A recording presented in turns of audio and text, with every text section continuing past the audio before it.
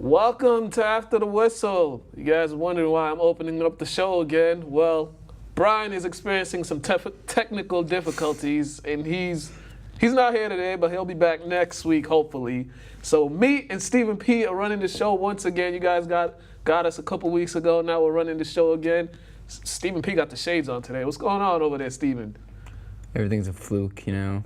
You can't see them, but so the shades kind of hide the flukes. Yeah, you know, some people would say you hiding a hangover. That's why you got the shades on. No, not today. Not today. That's weekend times. Maybe some Tuesdays, but you know. So we got a lot happening today. NFL training camps have started. Every single team has reported a training camp. So we got NFL news for you, and we're gonna start off with Todd Gurley. My man got paid. He got paid. He signed a new 4-year contract. He's getting $45 million guaranteed. The contract. I thought it was 60. The contract's worth 60. Oh, 60. And it's then, $60 million, $45 million guaranteed, and he has another $20 million in bonuses. So this is one of the richest deals for a running back, and it's kind of setting the market for those running backs that come up. So what do you make of this deal for the Rams? Honestly, I'm also happy with how he kind of played it off too. Like, he's not asking for more. I personally think he could have got a little bit more. Yeah, he could. But he's being smart. He knows he's getting paid a lot, and he can kind of like settle with this for 4 years. Yeah. I say in 4 years, maybe go a little bit higher. Yeah, and he's only 23 too, so he'll definitely be due for another contract. Because with running backs, they don't hand them out contracts like that, and by the time they reach their prime, the league tries to shut them away or not give them what they're worth. So this is definitely a good contract for the Rams because he was their best offensive player last year, and I think this helps them a lot. And if you look at his numbers last year, you know, he was second in the league in rushing. He had about 13 rushing touchdowns and 6 receiving. He's a threat in the backfield, so he's an integral part of what they do and what they do in the game. So now, not even that, he also almost won MVP last year. Yeah. So with the contract extension and everything, like that's why I'm saying he deserves it. Like you said, all the stats and everything, like put MVP on that. That's why he deserves more. That's why that's also why it's a good thing that he's not trying to fight for more like other players do. What's smart is he signed a 4-year deal. Yeah. And I believe, you know, after year 3 they could go back to the negotiating tables, which is smart because, you know, some players they sign these 5-6 years deal and then they're not and then they want to re-up after like the third year. So I think this is going to be the new thing with NFL players, signing these little short contracts and getting more guaranteed money because NFL they definitely, if you're not a quarterback, you're going to get shortchanged. If you're not a quarterback or a receiver, you're going to get shortchanged. But now, also to the Rams, before we get to Aaron Donald, this also sets the market. There's other running backs, too, that will be, you know, David Johnson, Ezekiel Elliott. Those guys are going to be next up. So, you know, those guys have been proven to be an integral part of their team, so we're going to see what happens with the thing you got to look at, though, with Ezekiel Elliott, too, you got to look at, like, with Todd, you got 2 great running backs right there. Yeah. Ezekiel Elliott has proved that he's up there. Todd Gurley has definitely shown that he's up there. But the thing is, if you're in if you're in a tight scenario where you need like a fast and like quick elusive running back, yeah. Like who do you put in there? Because they both kind of like are equal with that too. I think I'd put in Todd Gurley. Ezekiel Elliott's more power. Yeah. I don't think he's as fast as Todd Gurley. Now the Rams, they've been handing out contracts to all these players, but they don't want to hand out contracts to their best defensive player, Aaron Donald. He's still holding out. He hasn't returned. He hasn't reported to camp yet. I don't blame him. He wants a new deal.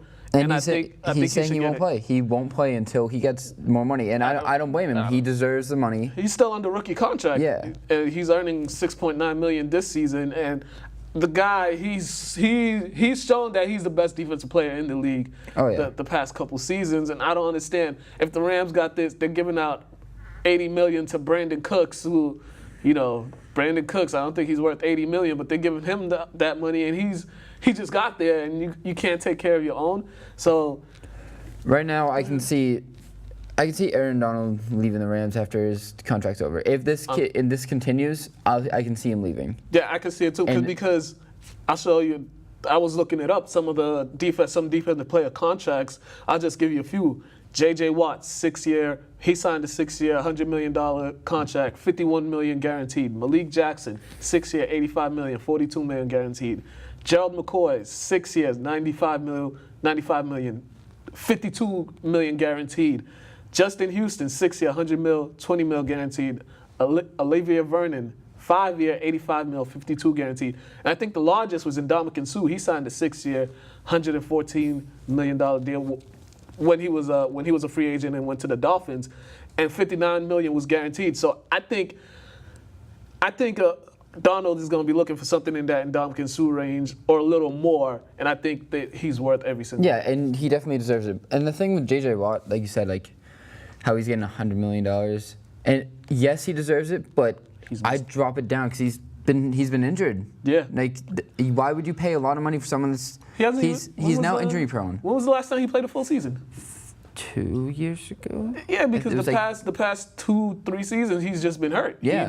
He'll miss a numerous amount of games. It was the same thing with Gronk. When Gronk got hurt for the Patriots, they cut his paycheck down just a little bit, not too much, but just a little, because they thought, and he even agreed with that. That's fine. And Aaron Donald has not been injured yet. He's not injury prone. He's still healthy. Yeah. Why not give him the money? You're gonna lose. Like, if they lose him, their defense. I feel like their defense will definitely decline a bit. And the guy, since he's been in the league, he's 39 total sacks since he entered the league. 39. Mm-hmm. He had 11 last season. So, and now imagine you get him and you got Ndamukong Suh. He's only gonna get more sacks. You got to break, because you can't. I said this before. You can't double team those two guys. Oh, no. You double team one of them, then one of them's getting to the quarterback. So I think if the Rams are smart, they would, they'd sign him and bring him in, let him slide. I think he missed the game last season because of a holdout. Yeah, but that's just one game, though. Like, even so, that's just one game. Yeah. But he's been showing that he doesn't miss a step, even if he misses a game at practice. He definitely keeps himself in shape. He's a good teammate. Like, he holds himself together with the team. He's kind of right when I watch him, I see leadership in him, and I feel like after a few years he will become a leader on the team. I think he's already the leader of that team. Now, on to another player who I'm shocked is even at training camp, Odell Beckham Jr. He hasn't gotten a new deal yet, and he showed up to camp the first day of training camp. A lot of people were surprised. I was surprised. If I was him, I wouldn't show up. No. Because we saw how that team was without him.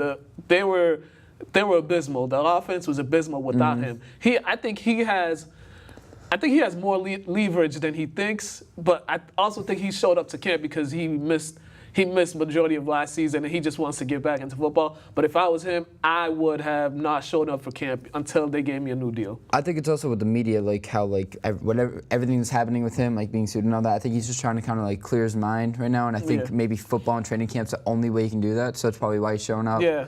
And that's good though. Like, keep your mind away from all the stress. Like, just focus on your job and just go out, do your thing. Yeah. Worry about that after practice and everything, but like, you just need time to just be yourself. But I really think he should have held out until they signed that contract, because they will see how that offense is going to go without him. Although they did sign their rookie Saquon Barkley, they gave him a $31 million contract. And he's going to be an addition to the team. Oh yeah, he's going to help them a lot. And even Odell said he's excited to play with him. Like, he's excited. He knows that Saquon's a good running back. He knows he's a good teammate. He's watched him through college, and it's like, and that's good. Like, you kind of showing support for a rookie right off the bat, and that's always good. But they need to pay him, because I was looking at some of the other receivers, the top 10 receiver contracts, and how much they made per year. So Antonio Brown makes $17 million per year. Mike Evans, $16 million per year. DeAndre Hopkins, $16.2 million per year. Brandon Cook, $16.2 per year. Sammy Watkins, $16 million per year. Jarvis Landry, $15 million per year. AJ Green, $15. Julio Jones, we're going to talk about later, $14.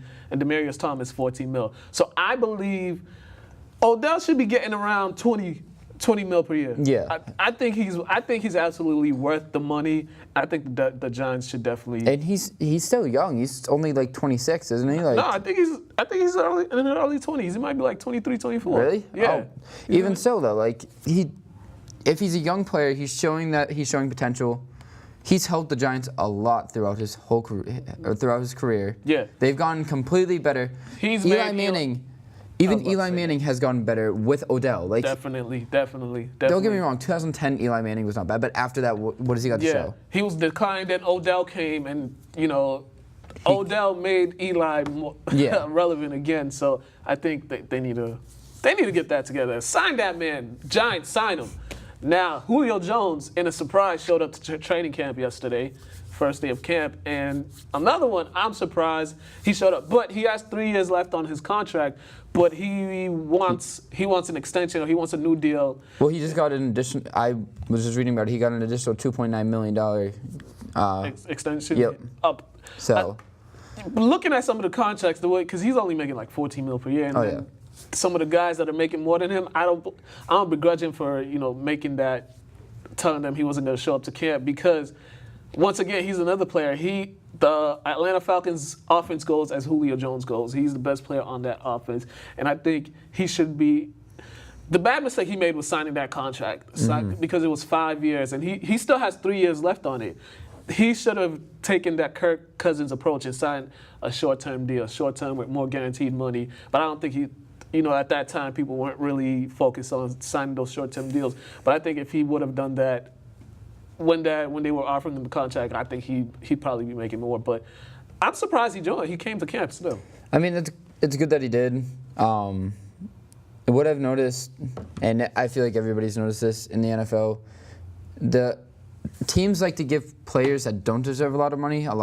And then the players that deserve a lot of money, they don't want to give because they want to build more. And it's like, but if you do that, you're going to lose all the big guys, and what do you have to show for that after? You're giving away money for no reason. This is why people love NBA contracts more, because they actually pay their top players what they're worth. Or their top players, they'll take a pay cut, but they know what they could get. Yeah. And the NFL, unless you're a quarterback, they're not going to get paid what you're really worth. Oh no. So. And that's why no one really stays with one full team in the NFL. Yeah. You see in the NBA, NHL, like people stay like their whole career with teams. I don't think I've really seen it in NFL lately. Yeah. Like players that say, "Oh, this is going to be a great fit for me." Like 5 years later, nope, I'm gone. I can't do it. Never seen it as well. Other players that we're going to talk, Le'Veon Bell. This is an interesting one, real quick. When I was looking up stats, I found out something really funny. He's dropping an album. He says, yeah. That was hilarious. I think he dropped he's been doing rap songs randomly, but I don't know. Yeah, but It's but really he's also once again the Steelers signed him to a 1 year contract. I mean, 14 mil. He didn't get paid what he wanted to get paid because he was expecting a payday. He was kind of setting that precedent for what Todd Gurley got. That's pretty much what he's been asking for the past 2 seasons. Pay him his worth. And the Steelers, they just keep giving him these 1 year deals, and shortchanging him. I think this is about his last year in Pittsburgh.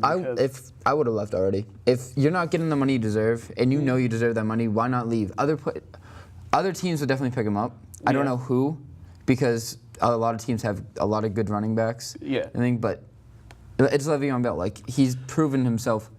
He's proven that no matter where you put him, like whether it's fullback, running back, like anywhere, like he can still show himself out there. I think one of the things the Steelers, his off the field problems. That's probably another reason why they haven't given him this long-term deal. But I mean, if you've seen his numbers, what he's been putting up since he got to Pittsburgh, just all around, running, catching. Sometimes he even throws some passes.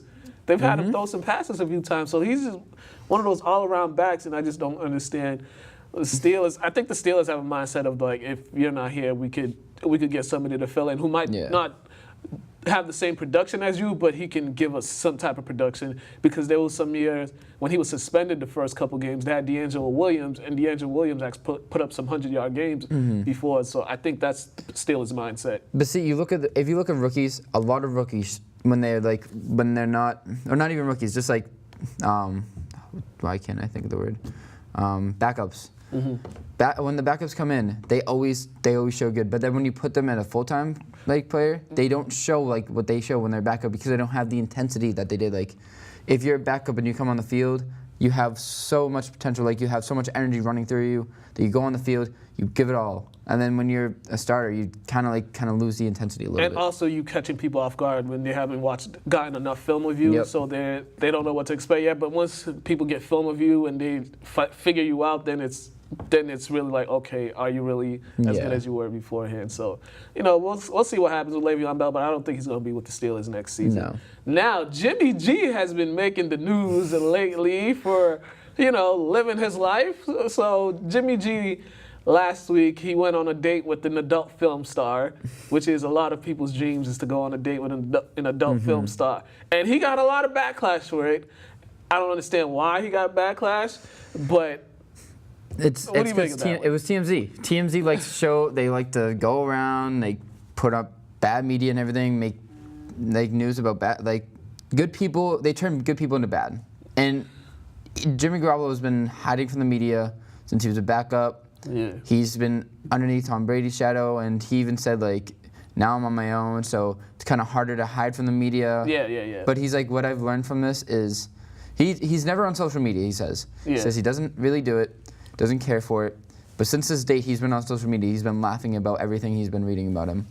And it's good for him, though. Good for him for going out and dating. It's living a life. It's a week before training camp starts. He's trying to enjoy himself. Why not enjoy yourself with somebody? And who knows? Maybe she's a nice lady. Maybe they have a future together. Maybe she taught him some stuff. Maybe he learned some things from her. I don't know. Knows? But that was interesting. I saw one lady tweet that Jimmy G, as a starting quarterback for an NFL team, should conduct himself in a proper manner. What? What? He's just a little. What? Yeah, I'm just saying. What were you doing at his age? I'm saying we're holding him to this standard that we don't hold the guy that's running the country right now. I don't know. In regards to adult film stars. It's because people look at adult film stars as bad people that do bad things, all that. They set off bad examples, and then Jimmy Garoppolo supposed to be a role model. So then they look at the kids, how's this going to affect the kids and everything? He's not. This doesn't have anything to do with his career. This has to do something with his life. And I'm pretty sure all these people that are criticizing him about this date probably would have watched a video or two of the person that he went on a date on. So it's relax. It's not like he's out here doing crazy things, getting DUIs or having domestic violence. He's not robbing a place or anything. Yeah, he's just out there. For a guy in his mid-20s, he's just enjoying himself before training camp, which I don't. Did you read that article though about him and Brady when he said he came in, he thought he was like, I'm better than Brady? No. Oh, you didn't read that? Yeah, there was this article. It was just talking about his experience with Brady and stuff. It was interesting. It was kind of funny though, but was he serious about it too? Yeah, when you come into the league, young players, when they come into the league, they're just like, I'm better than this person. It was one of those just. But it was an interesting read if you get the chance. I'm honestly excited to see them go against each other. I think Jimmy Garoppolo is gonna turn some heads this year because he's proven he's really good at this quarterback thing. And before we go to break, Josh Gordon, he won't be at the Browns training camp because he checked himself in to a facility. He didn't have any relapse or anything. He checked himself in just so he could mentally be stronger as the season starts. It's more of like a precaution. Yeah. It was more of a precaution thing for himself. And I think this is, a lot more people who suffer from certain things should do this. I think this was responsible for him just to know, let me make sure I'm doing all the proper things just so I won't relapse again. Mm-hmm. So because we see a lot of people, they think they're fine and then they have a relapse and they don't handle themselves in the proper way. So I think this was a smart move for him, and he still has a lot of talent too. And it's kind of he's just making sure nothing bad happens to him. I feel too he doesn't want to be suspended. He doesn't want to be in trouble, and that's good. Do what you have to do to make sure you stay on top and make sure you're just healthy. And if that's what it takes, then that's what it takes. Yeah, they're not gonna have a good season next year, but hey, at least you're doing the proper things that you could be. You could be a productive NFL player. We're gonna take a break, and when we're gonna come back, we got more NFL news. This is NFL heavy right now, so quick break, and we'll be right back. I can't even talk. I was 18 years old. I had it made. Until I went to a college party, and I thought I was immune to temptation. That's when reality struck. quite literally. If you choose to slowly end your liver, don't let it be your life that ends early. Be responsible.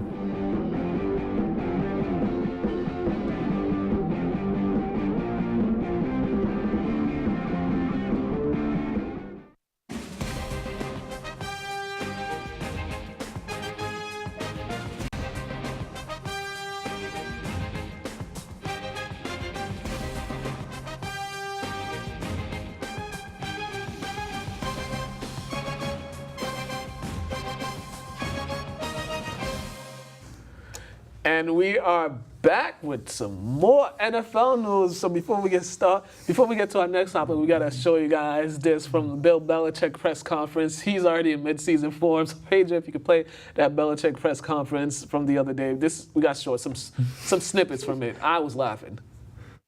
Bill, I know you're all about this year, and you all understand that about this year. That's right. And I wouldn't be doing my job if I didn't ask about last year. Yeah, And last year's last year. I'm not focused on last year, yeah. Is there going to be any more explanation about why he didn't play? Focused on training camp. Would you do it any differently? Training camp? Well, we're getting started. We're working on that right now. We'll do it the best we can now. My focus is on the 2018 season, not 2017, not 2014, not 2007, not 2004, not 2001, not 2000. I'm not focused on any of those seasons.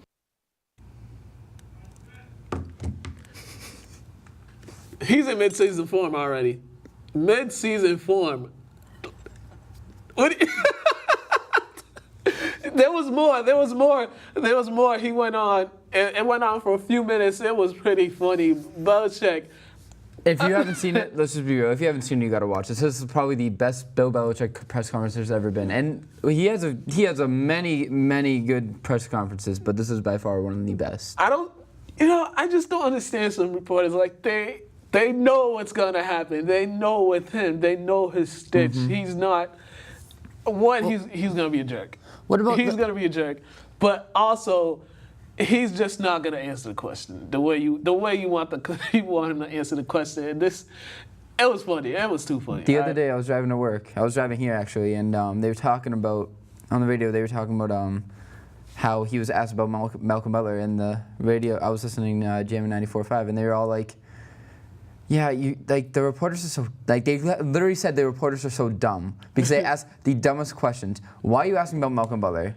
Like, if I go in there, I'm gonna be like, all right, what have changed between this season and last season? Like, yeah, those are simple questions. Yeah, they asked those questions too, and he gave them a Bill Belichick What I've learned answer. about Belichick is the reason why he doesn't talk in the press conferences is because I don't think he wants, like, you look at all the other teams, they talk about their plans and everything, and then teams go off of that, and then they're like, all right, let's try to work around that. He doesn't like that. He's just Belichick, which is, he's in mid-season form. This is great. This is going to be an interesting season, but I mean, this is going to be one of the things we're all going to look back at and be like, why was Malcolm Butler on the bench for the Super Bowl? Well, apparently, I don't know if it was you or someone else someone told me that apparently it was because he went out the night before and that's why he got sad or something. Those were false rumors. Oh, they were false rumors? They're saying it was because he didn't have a great enough practice, which, once again, I'm sure throughout the season, all of his players had pretty bad practices. Yeah. So this is going to be one of those things we're going to look back in history and read about it and be like, why was that man not there? So now the president continues his war with the NFL. Last week he sent out one of his many tweets, and this time about the national anthem protest, which it's not a protest, but he sent out a tweet, and he suggested that if players don't stand hand to heart at ease while the national anthem is playing, they should be suspended or they should be kicked out the league. Also suggested it should be in their contract. Why is the president getting involved with manners that have nothing to do with because him? he likes drama. Also, he's still upset the NFL wouldn't let him own a team. That's true too. So what team would he like to own? Like, let's be real. He wanted to own the Bills. Why? I don't know, but this is once again. And the NFL owners aren't doing themselves any favors because for some reason they're afraid of him. They are afraid of the president, and they just do things that'll make the president be like, I applaud the owners, and I just don't understand it. We're gonna combine these two. The Dolphins implemented a rule: if you don't stand for the national anthem or if you kneel for the national, you're gonna get a 4-game suspension, which I say to all the Miami Dolphins players, they should kneel every single game and call the owners bluff. I honestly wouldn't even go out. I feel like you stay in the locker room? Yeah, stay. But that's what I'm looking at every time I hear about this. Why don't you stay in the locker room? It was so much better when they did that. That's how they used to be. Yeah, until they started handing out money for this. But if I'm a player, any Miami Dolphins players should come out the field and kneel during the national anthem. Their best players should kneel and see what the owners do, because you want to suspend them, go ahead and suspend them. You guys are already not going to be a good football team anyways, but go ahead, suspend. Well, they got Amendola. You never know. They're going to be a terrible football team. So just go ahead and suspend your best players and see how many wins you get. You're going to end up 0-16. So I want to see that happen. Another team, the Dallas Cowboys, Jerry Jones, he said his players are going to be toe on the line, hand at heart when the national anthem is playing. Then his son said, you can't be a Cowboy if you don't come out for the national anthem and stand and kneel. I don't understand why these owners are making this thing more difficult than it needs to be. It's simple. Just let them stay in the locker. No, let them do what they want. Yeah, this wasn't a problem. This was never a problem. Let they do what if they want to kneel, let them kneel. If this they want to all started because someone. It wasn't even a fan. It was literally an owner didn't like what like when it all started. They didn't like how it started and everything, so they started more drama. Now Jerry Jones is trying to add more drama. Yeah, which makes no sense. And Jerry Jones, the guy who's Michael Irvin, cocaine problem. Nate Newton, weed problem. Greg Hardy, domestic violence. T.O., we all know what T.O.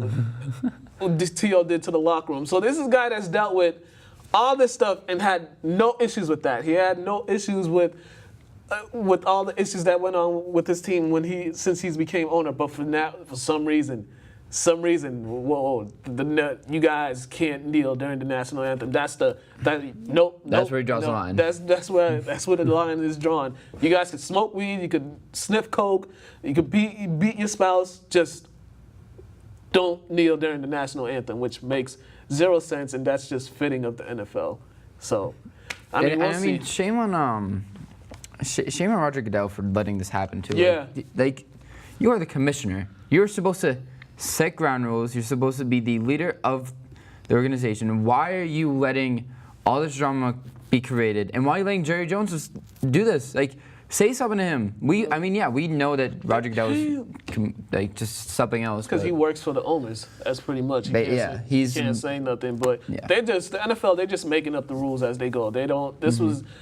This was never in their collective bargain agreement. This wasn't a rule, but now they're just making up rules as they go, which is ridiculous. And the NFL Players Association, they really need to get their lives together. They should be more assertive in handling the situation, because they're not doing a great job of handling it as well. So, yeah, I don't want to talk about it. Let's go. That's enough NFL. Let's talk about the NBA. Carmelo Anthony, he will be signing with the Houston Rockets. This was a shock. What do you make of this? That was a complete shock. It brings Rockets to another big three because they don't have Capella right now. Like, they haven't signed him back. Yeah. I don't see them doing that now because I don't think they have the money for that anymore. But it was kind of interesting to what Carmelo said when he got traded to the Rockets. He revealed that Oklahoma wasn't a good fit for him. He's talking to his family about it and everything. They don't know how to use him. No. And I mean, Rockets will have a better fit for him. Definitely. They got Chris Paul, James Harden, and now they got Carmelo Anthony. And I think that's going to help them a lot next season. Who's their bench, though?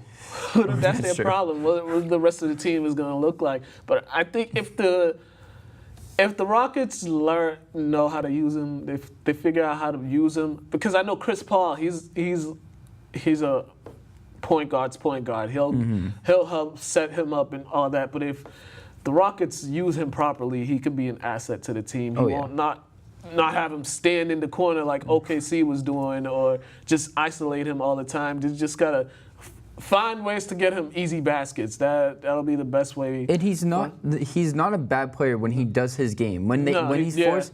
That's why the Knicks had trouble using him, and that's why Oklahoma had trouble using him. It's because they didn't let him play his own game. Yeah, the only coach that I've seen, well, two coaches, Mike Woodson and George Karl were probably the two coaches that best utilize Carmelo and his strengths. Some of the other coaches, it's just like, what do you guys have him doing? So this is going to be interesting. I don't think this will make this team a championship team, but it'll give them a chance. Oh, no, yeah. They'll give them a chance. I think they'll get further and further, more wins, definitely more wins and everything, and probably higher up. They just need to figure out the rest of their team, the bench, and what are they going to do for that? Well, what about Kevin Love next? Yeah. Like, this one was, I'm happy with this. Yeah. Signed 4-year, $120 million extension. $120. I was like, I'm going to say $120 million extension with the Cavs. But it prevents the Cavs from rebuilding now. No, I think they have a solid. I think they're going to be a playoff team. You think so? I think they're going to be a playoff team. I think they could, because the young players they have, I think they could work that together. They still have some of the players coming back, so they got some veterans there, and they have the Colin Sexton. He's going to be a good player in the NBA. So I think they'll still go. I can't talk. They will be competitive. They'll be competitive.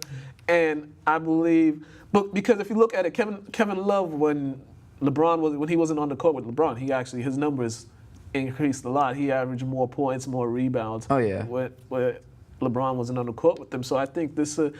We'll see what happens, but I think they'll still be competitive. I could see him retiring on the Cavs. It's a good fit for him. They let him be himself. Yeah. Ty Lue, I feel like doesn't really coach. He kind of just is like, he's kind of like a fan that's like, kind of just gives support. Yeah. So I mean, but good for Kevin Love. Like he's getting a lot of money. He deserves the money. Yeah, definitely. And he's helped that team so much. Yeah, he's been a key part to what they've been doing in the past 4 years. Now, the Lakers. The Lakers got an interesting team. They signed Michael Beasley, a 1-year contract. So they've signed Rajon Rondo. They've signed JaVale McGee. So they have an interesting team. Very, very interesting team. Well, I just don't know how this is going to work because this era of the NBA, you need three-point shooters. And they don't have three-point shooters. Well, the one thing I'm looking forward to seeing on and off the court is LeBron and Lance. That's going to be the most interesting team, like the bond ever, because they've had so much history in the past. Yeah. LeBron's just gone fed up with Lance Stevenson. He's like kind of like brushed him aside and everything. Yeah. And now when I saw that Lance Stevenson went to Lakers, I'm like, you're playing with LeBron? I'm like, LeBron's on the team, right? Like, yeah, I think this is going to be, with the Lakers, because Lance, what I'll say about Lance Stevenson is he's a good teammate in the aspect that he can help create for others. He can pass and create easy baskets for others. Him and Rondo, I think, will be good for that, which will take the ball out of LeBron's hands so he doesn't have to have the ball so much. Yeah. That's how, and he'll wear down towards the end of the season or so he won't have to do too much. So he could kind of pace himself, and then playoff time comes, he could take it to another level because he's going to get at least 10, 12 easy points just from Rondo or Lance Stevenson giving him easy assists. Oh, yeah. Also, Lonzo Ball, he's also good. He's a good guy. He's a good passer. Lonzo Ball, he's a good passer. He's a willing passer. So they have passes. The only problem with this team is they don't have shooters. They need three-point shooters. So you can pretty much clog the lane. Oh, yeah. Let them shoot. If they make it, they make it. But they won't be making three-point shots on a consistent basis. And the thing that I think what screwed up Lonzo Ball last season with his shooting is that he just went out and just started. Like he didn't have any practice before. He didn't have any preparation. He just went out and did everything. And I think with Rondo and Stevenson coming on, that brings Lonzo to the bench off the starting lineup, which is good for him. Yeah. And I mean, you're gonna see stuff with Leviar, like LeVar, whatever his name is. And I think this is gonna help Lonzo a lot too because now he can do veterans. stuff. He's got veterans he can learn from, and then he could do stuff that he could do. The best thing he does is pass, and he can get those guys easy baskets, and also he can. one thing I saw with Lonzo's game, he can attack the rim. When he puts his mind to it, he can get to the basket. So I think these guys are gonna help him realize his strengths and help improve some of his weaknesses, because you're gonna see Lonzo go to the basket a lot this season. Maybe dish it to LeBron, because him and LeBron on the court is gonna be pretty interesting, because they're both tall and long. So this is gonna be. They're still not a championship team, but this is going to be a very, very entertaining Lakers team, entertaining in a good and bad way. So I think it's going to help them rebuild too. Like this is helping them rebuild for the Kawhi's future. coming next year. You think so? Kawhi's coming next year. So I see it in 2 years. No, I see it he's in 2 coming years. I next don't year. think Lakers will get him yet. No. They're getting him next year. We'll see. The ageless one, Vince Carter, he signed with the Hawks. It's a good sign-up. Yeah. Good 1-year deal. The Hawks have a lot of young players, and they need a veteran. So I think this was a good pickup for him. Him and Dirk are the last remaining players from the 90s. Oh, yeah. From the 90s, still in the league. So I think for the Hawks having him. And this is definitely both their final season. You're going to see them both retire and everything. Yeah, definitely. Dirk's already mentioned it. I don't know if he said this is his final one yet, or if he's going one more. But I'm gonna like seeing him and Trae Young on the court together. Yeah. It's funny though. His career, I was reading about it. His career is older than Trae Young. Yeah, his career is old. I'm older than Trae Young, and I'm like, how am I? What? His career is older than a lot of pretty much all the rookies even second-year players. He's been in the league when they were born. So this just helps Vince Carter keep the longevity. Also, every team needs that veteran guy just to show them how to be professionals, how to conduct themselves. Yeah. And Vince Carter is. He's that guy. He's never gone a season with any bad blood. He's always a fun character to watch on the court. Yeah, we're gonna skip the other free agents and we'll just go into Kevin Durant and CJ McCollum. Now, did you see their back and forth? Did you listen to the podcast? I didn't listen to the podcast. I did see the Twitter feed. That was really funny. Yeah, so in the podcast they were talking back and forth. CJ McCollum was talking about how he was upset when Boogie Cousins signs with them, and it just went a little back and forth. Then Durant told him the Blazers aren't winning any championships anytime soon. He's not wrong. Yeah, so then somebody on Twitter said, is it all right to call Durant the B word? And then CJ said, no, I think that's harsh, but soft is more like, than using an analogy of like getting in a fight with some other crew with your brothers, then joining the same crew that beat you and your brothers up, and then Durant went back and forth. I'm on Durant's side with this because I think this was kind of irresponsible of CJ McCollum, because he's been the past couple he's been saying stuff about the Warriors since Durant moved there. He says Durant should have never went there, blah blah blah. I'll get into that a little bit, but I think this was irresponsible for him just to, you guys were on the podcast. You should have, all the feelings you had, you should have let it out right there. Never bring it online. You should have let it out right there, because he's there doing the podcast. He's not going to take any offense to anything you say, because you guys are right in front of each other saying how you feel. But then when you bring it to Twitter, that's kind of like, come on, man. And CJ's got no word. No, he's got no place to say anything. Honestly, I don't think he's a great player. I don't think he's that good of a player. He's good. He's good. He's good. I don't think he's overrated. He's good. He's not overrated. But he's not on Durant's level. Like he hasn't won any rings. Yeah. He hasn't really helped the Trailblazers at all. Well, I would say this. The Trailblazers without CJ and Damian Lillard are basically a 15-20 team. Oh no, yeah, but I mean, even so, like, they're not gonna. I don't think they'll do anything really. No, I don't, because they still need a third player. They need another option. But I think with the whole back and forth with them, I thought it was irresponsible, and I like how Kevin Durant handled it.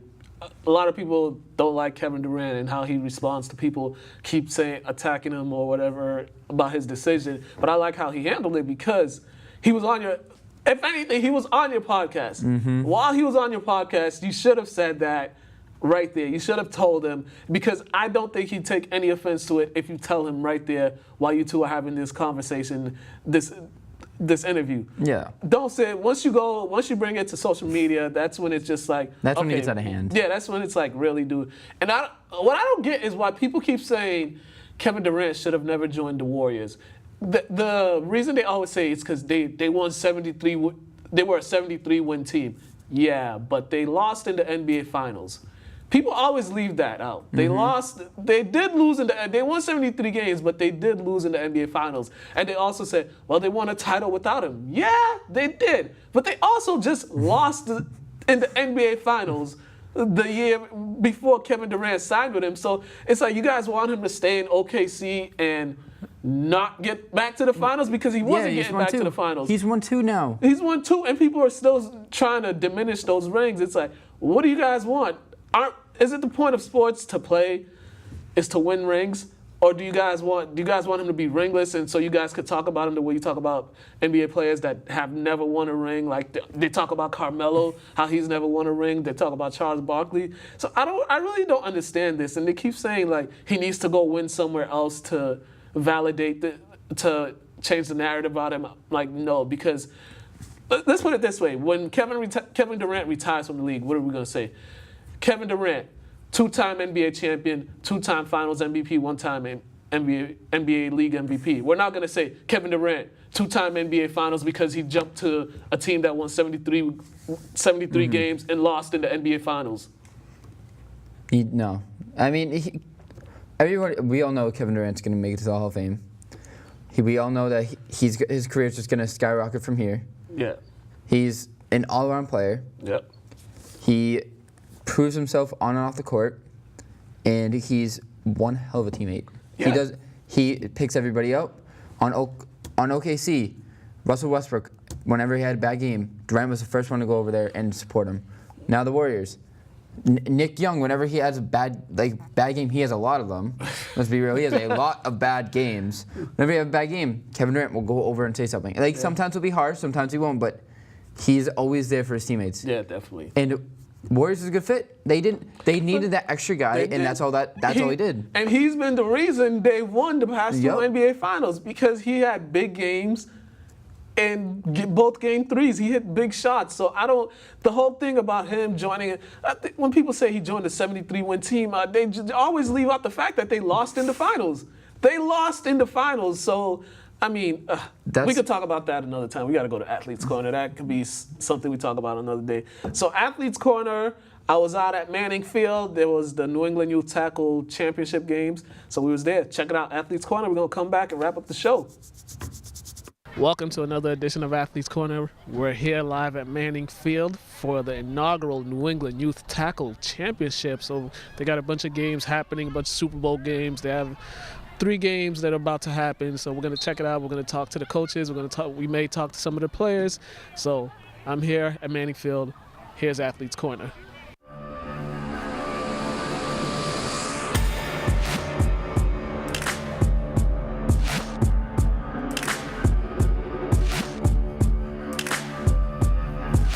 What's up, Lynn? My name's John Ray. I'm the Director of Community Relations here at New England Youth Tackle.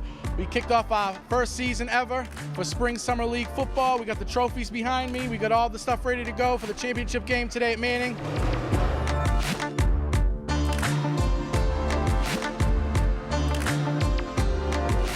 We're here today, championship week. So far, we have the Tiny Mites, smaller levels, the Steelers, took the first championship today. We also had the consolation game with the Silverbacks and Hurricanes. Silverbacks came on top.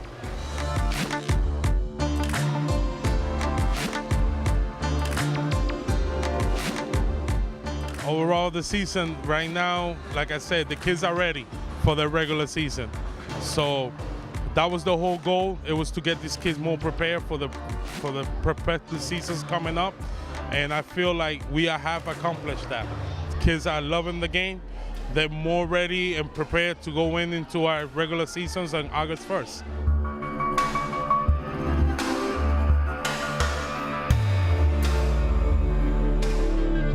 I got involved through Pop Warner, and I know Joel, the president that started this league the first season. He asked me to join and be a head coach. I got a lot of kids from my Pop Warner team, Eastland Pop Warner, and we went out there and proved it today.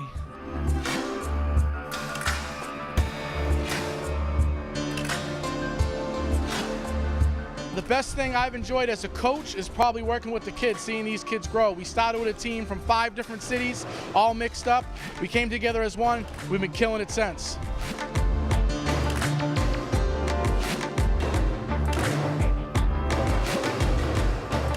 We was mentally ready. We practiced all 3 days through the week.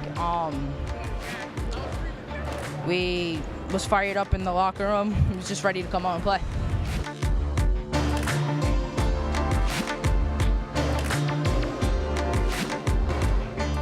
I was feeling good. I was feeling a little bit good where we were going to win, and that's all. I mean, I just had a lot of faith in my teammates.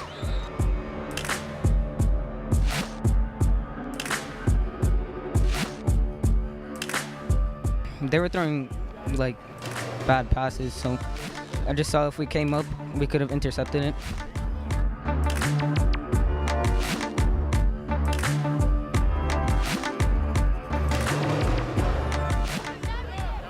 Nathan was running it, he just got it, and he was from a deeper way, and then he ran, he scored it, which that's how it got me pumped up, and that's just how I knew that we were gonna win.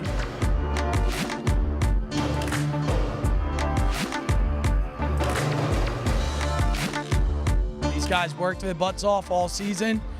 Not to take nothing from the Outlaws, but they are a much older team. They have a lot of older kids on the team. My guys came out there and we went undefeated, and we went out there and won 21-0 in the Super Bowl.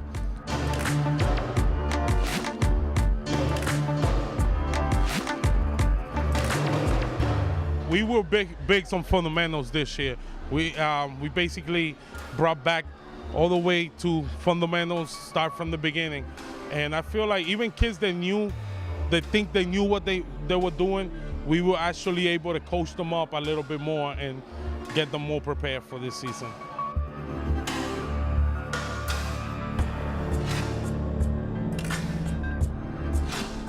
I've learned to not get into so many arguments or stuff like that, but the fundamentals are just repeating the actions that you've done before at the same exact time and the same exact place.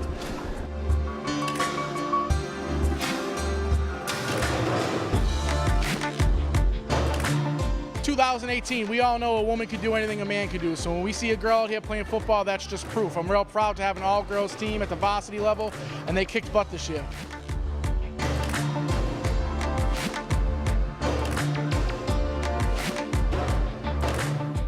If they wanted to come out here and play, just treat them the same as we would treat them as all our other teammates. Help them the same as we do to everybody else.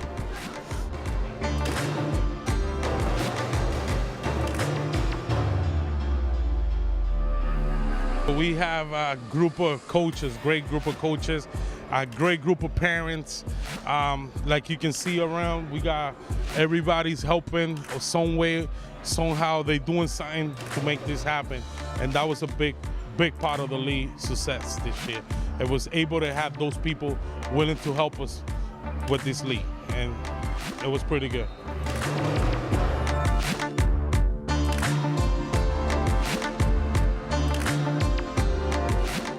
This league's great for the city of Lynn. I mean, you got a lot of support from a lot of guys in Lynn, a lot of great coaches in this league, and it's not just Lynn. We got kids from the whole North Shore, Salem, Saugus, Swampscott. We got kids from all over.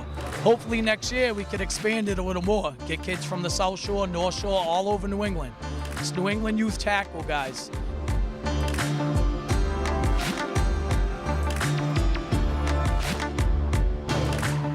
I learned that if you're tired, just tap out. Don't try and play if you're tired, because it doesn't help.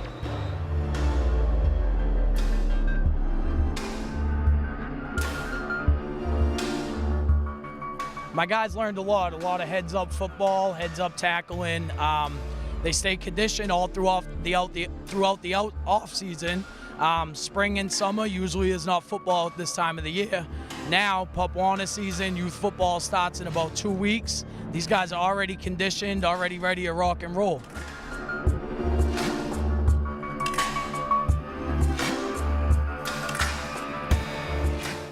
First time ever all-girls tackle team in Lynn. First time ever spring summer football league. It's been an unbelievable process, and I'm so proud of this. Thank you very much.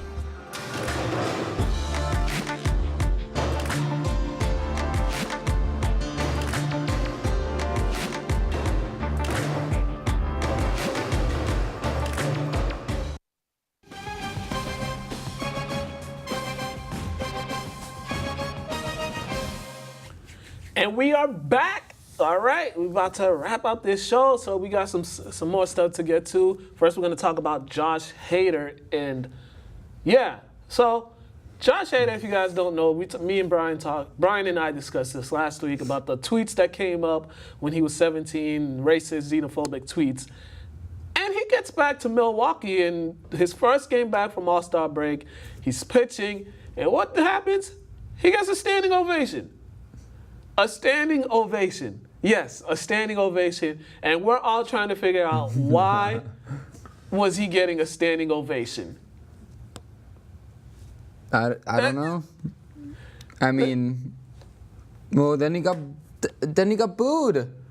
So how do you go from a standing ovation to a boo? I don't understand the standing. I'm still perplexed at the standing ovation. Let's be real. It's Milwaukee. We've seen what happens in Milwaukee.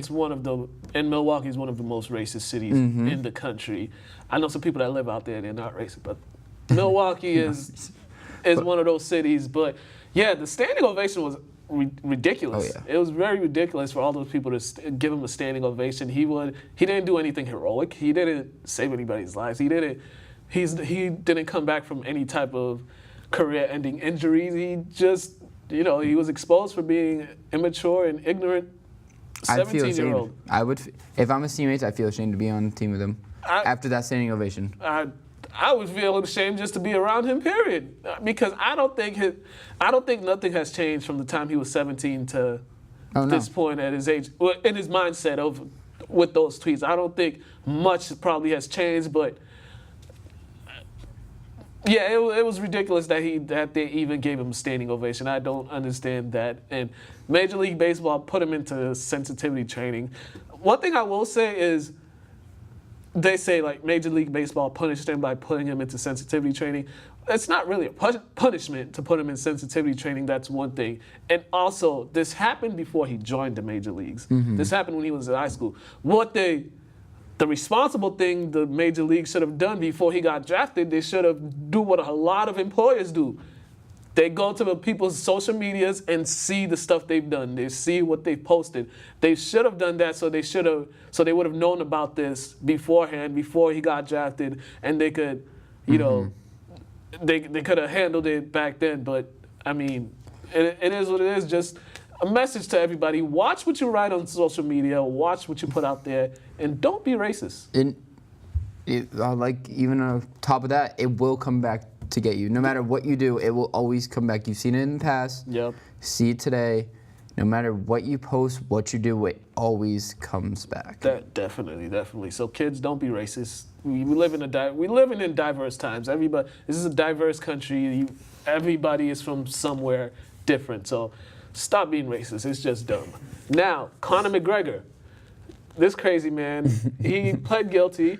He's not gonna face any jail time for his crazy antics that he did back. He got rewarded with a title opportunity. How?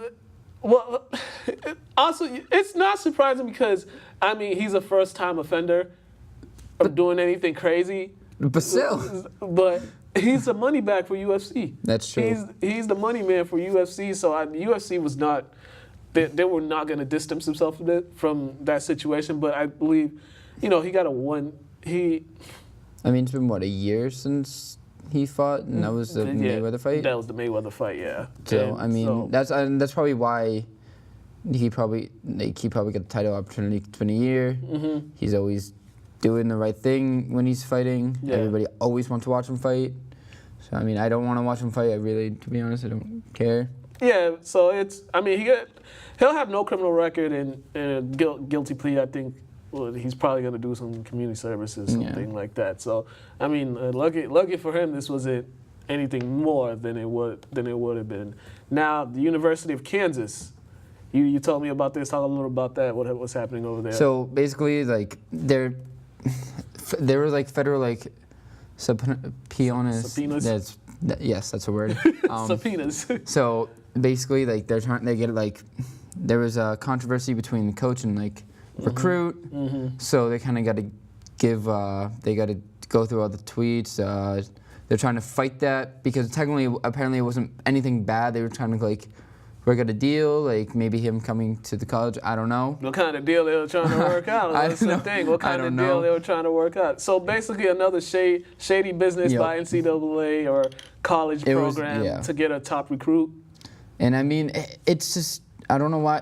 Just be a regular recruit. Like just go there and just find. I don't know what's it. College basketball is all about the money, and sometimes you got to do some backdoor things to get the top recruits, to the best of the best. This has been going on for years. It's coming more to, everything more is just happening. We're just discovering more, but these are things that's been happening for the longest time. So, now the federal government's getting involved in this. This is just all going back to my thing about paying the players. Pay the players. Pay the players. Allow these players to get paid. You won't. Honestly, they want to have a lot of problems the NCAA or college universities have. They want to have it if they paid the players. They don't even need to get paid millions of dollars. All they need is like a regular annual paycheck, not maybe a little bit more than minimum wage. They not even just give them $100,000, $200,000 or something. Just give them something because what everybody else is making, what the coaches are making, what the universities are making off of them. It's just give them a cut of something, and all these problems will go away. You'd be surprised how a lot of things would just go away if you actually just paid the people for it. But I think the reason why they haven't done it is because you got to look at the players that aren't the top prospects. They won't be getting paid as much. Sucks for them. And then there'll be more drama. That's the only thing. Life's not fair. Oh, I know. Life's not fair. I know that Maybe for a they fact. should work on being better players. Life's not fair, but whatever. We actually got through the show. We got through it. We actually got through it without Brian. This is the second time we haven't been here. Next week I won't be here, so Brian and Steve will be manning the fort while I'm not here. So. And then after that, I'm gonna be gone for 2 weeks. Yeah, so you're just not gonna get 3 for a while. So, thank you guys for watching. Pedro back there, he didn't hassle us this time around. So, we had a good show. So go www.lyntv.org. Check out the website, Facebook, Twitter, Lynn Community Television, YouTube, Lynn Community Television. Come by the studio. Brian will be back next week, as I said before. We got a lot of things happening around here. So you guys have a great weekend and don't do nothing I wouldn't do. Drink water. It's hot. Always drink water. You need it. Yeah.